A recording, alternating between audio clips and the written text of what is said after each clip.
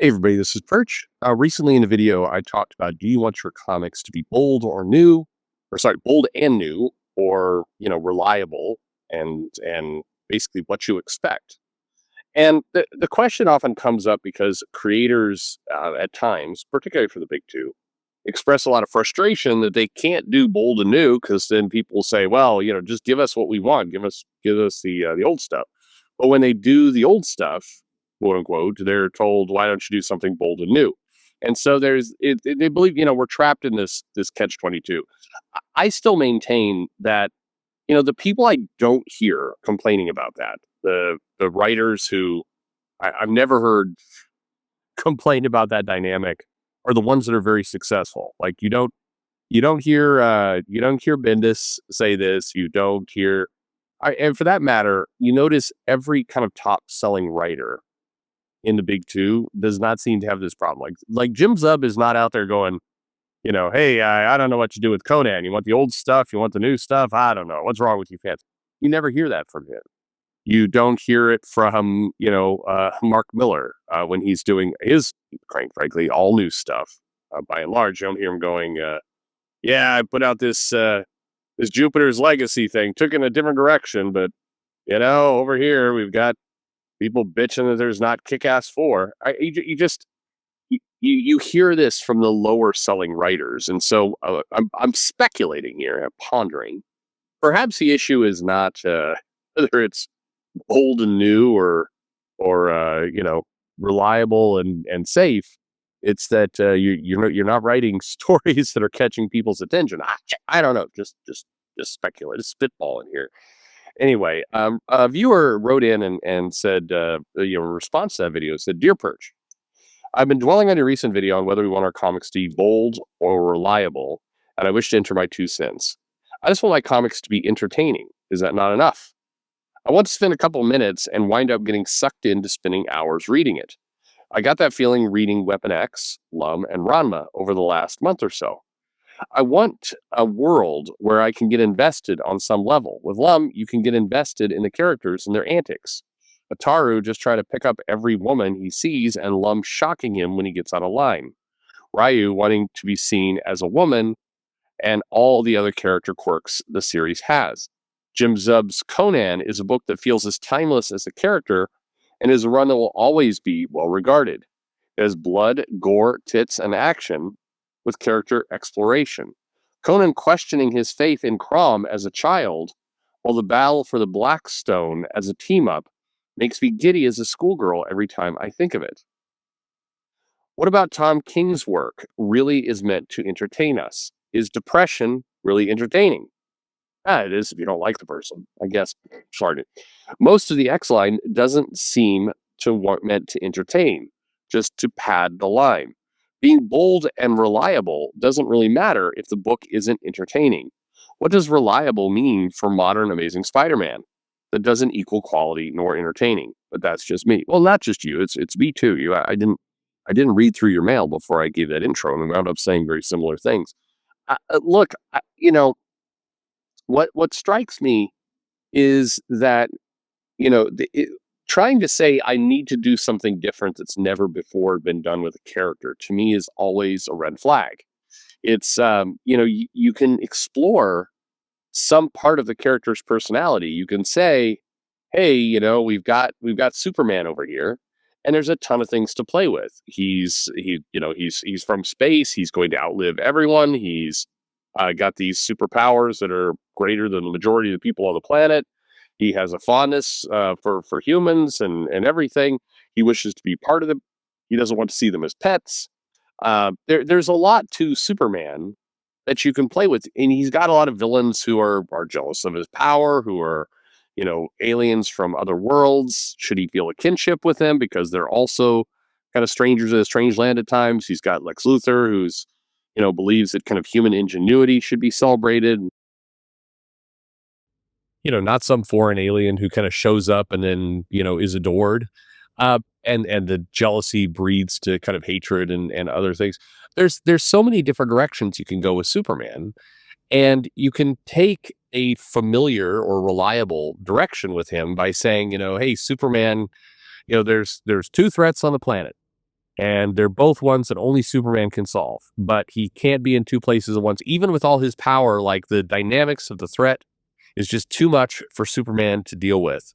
And so, and one has a personal connection, but the other one has more people, and he's stuck in a no-win situation.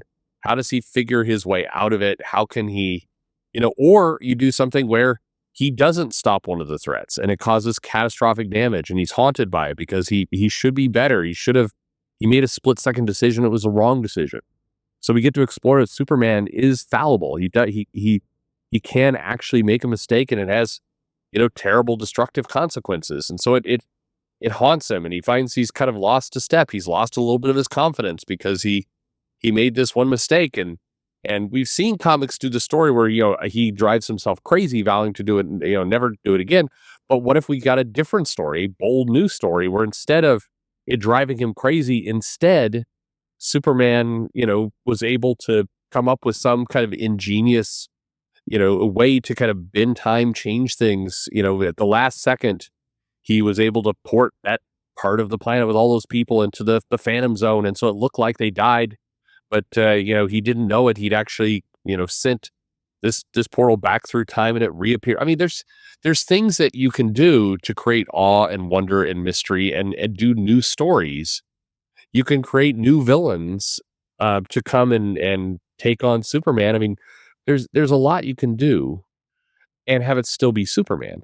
With Spider-Man, there's a lot you can do, and you don't need to, you can lean on kind of core attributes that don't change, but allow you to do infinite entertaining stories.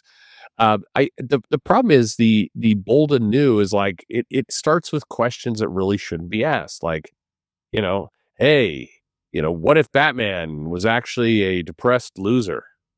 Hey, what if, the Flash, actually in his background, used to shoot people. I mean, like, it's the depression sort of like, hey, what if Mr. Miracle was actually chronically depressed and wanted to kill himself? It's like, I don't know why, like, why would we want that?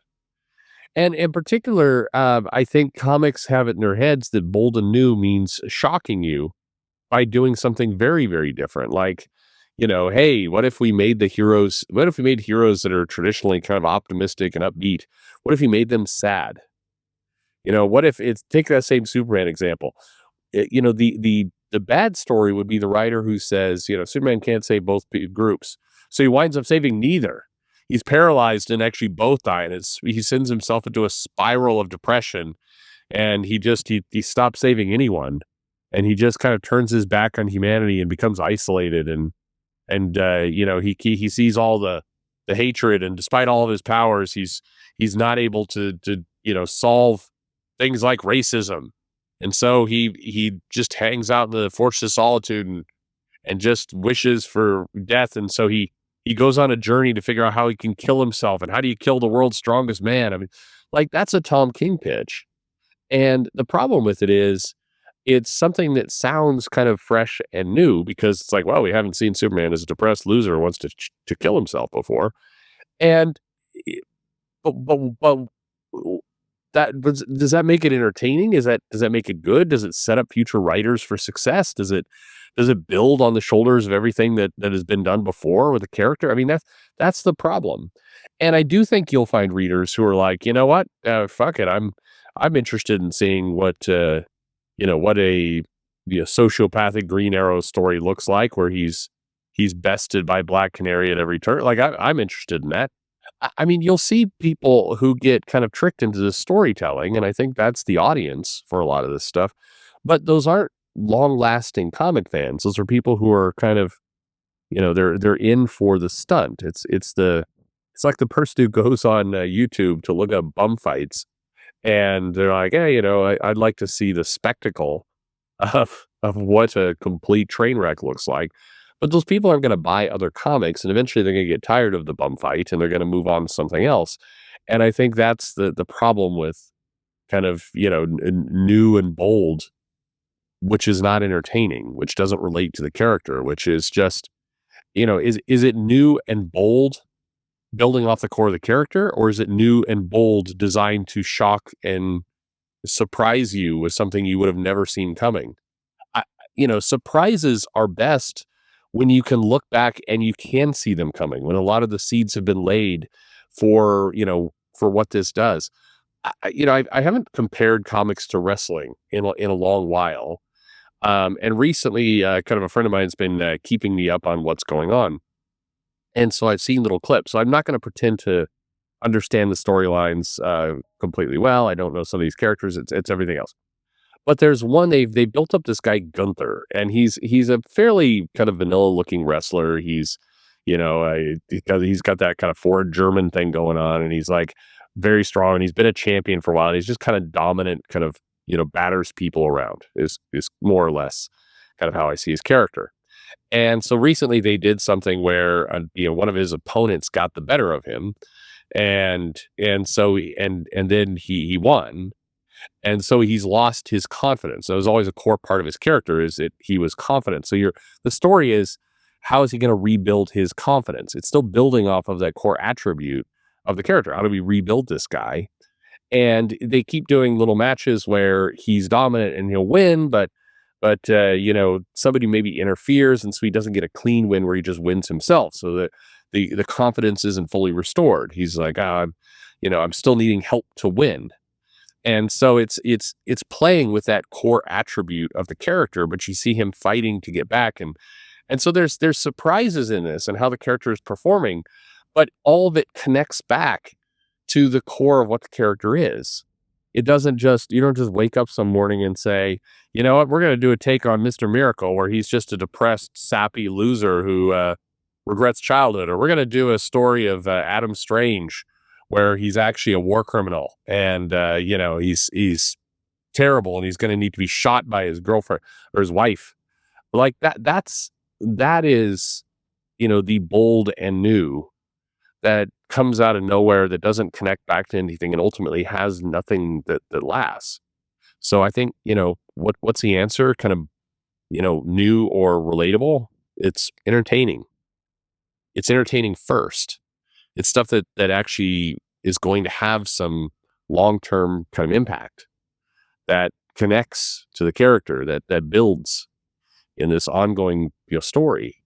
That's what's needed. And if you do that, cool. I think you have a ton of things you can do. And I think it's really limited by your imagination. If you look at the tools that are presented to kind of modern comic writers of the characters that they've got, and if you're looking at those going, man, I'm supposed to write the X-Men, but I have no idea what to do. I was just everything's been done before. I don't know. I have no idea what I can do. Then you should stop. You're not a good writer. I mean, it's like if a car mechanic opened up the car and be like, and I have no idea how to fix this, because I fix so many cars, and I don't know what to do with this car anymore. I'm just looking at a bunch of parts here. Well, that person should leave. Like, go find a new job. I mean, comics give you infinite potential, and if you're having trouble with how to harness that infinite potential, maybe you're not doing what you're meant to do. Thanks for listening.